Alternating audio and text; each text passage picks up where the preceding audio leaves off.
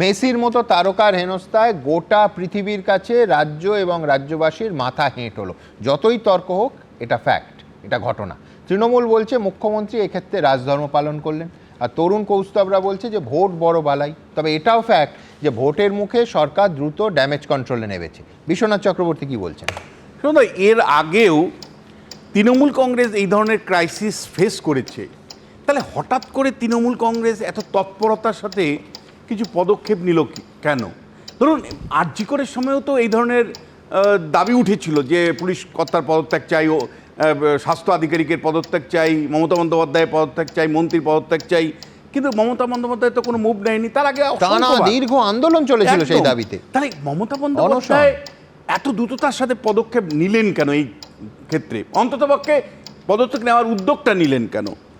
দেখুন, আমার যেটা মনে হয়েছে যে মমতা বন্দ্যোপাধ্যায় হঠাৎ করে ভালো হয়ে গেছেন এমনটা ভাবার কোনো কারণ নেই। হঠাৎ করে তিনি ভালো প্রশাসক হয়ে গেলেন, রাজধর্ম পালন করলেন, এইভাবে আপনি দেখবেন। আমার কিন্তু মনে হয়েছে যে 26-এর নির্বাচনটা খুব কাছে। মমতা বন্দ্যোপাধ্যায় বিজেপির বিরুদ্ধে যে লড়াই, সেই লড়াইটা সে বিজেপির যে জাতীয়তাবাদ, হিন্দু জাতীয়তাবাদীর বিরুদ্ধে লড়াইয়ে উনার মূল অস্ত্র হলো মানে বাংলা বাঙালির ইস্যু। বাংলা বাঙালির ইস্যু কিন্তু আমি বলছি এই মেসি কাণ্ডে কিন্তু সবচেয়ে বেশি ক্ষতিগ্রস্ত হয়েছে। অর্থাৎ পশ্চিমবাংলার বাঙালিরাও তৃণমূল কংগ্রেসকে বিষাদগার করছে, তৃণমূল কংগ্রেসের ব্যর্থতাকে। আবার একইভাবে বাংলার বাইরেও যে বাঙালিরা আছে বা ভারতীয়রা আছে, তারা কিন্তু বাংলা বাঙালির অধঃপতনটা চোখের সামনে দেখছে আর ভাবছে যে যেটা মানে মুম্বাই পারলো, দিল্লি পারলো, হায়দ্রাবাদ পারলো, বাঙালিরা পারলো না। তাহলে মমতা বন্দ্যোপাধ্যায়ের মূল প্রজেক্ট যে বিজেপিকে হারাতে গেলে আমরা বাংলা বাঙালিকে নিয়েই প্রচার করতে হবে। দেখবেন এসআইআর থেকে শুরু করে সব ইস্যুতেই উনি বাংলা বাঙালি প্রতিনিয়ত প্রচার করে যাচ্ছেন।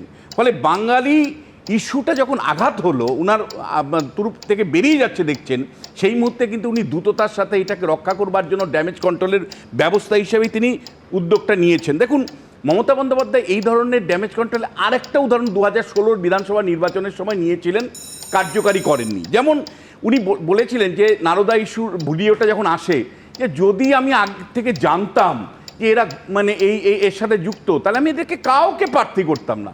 কিন্তু যেই না ভোটে জিতে গেলেন, সেই মুহূর্তে ওই সমস্ত ব্যক্তিগুলোকে তিনি মন্ত্রিসভায় সদস্য করেছিলেন।